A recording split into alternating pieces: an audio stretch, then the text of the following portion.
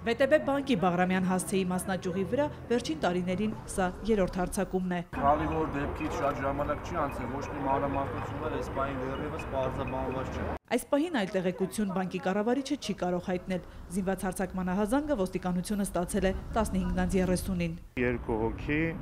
զինված մուտք են գցել ՎՏԲ բանկի Բաղրամյան մասնաճյուղը աշխատակիցների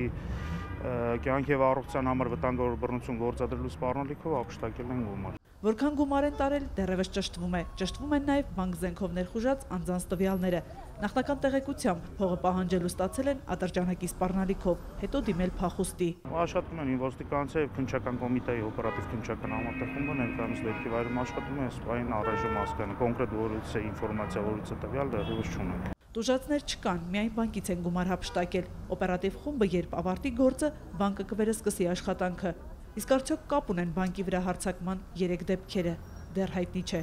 Մայա Խաչատրյան, Վոլոդիա Հովսեփյան, Արտակ Գևորգյան, օրակարգ։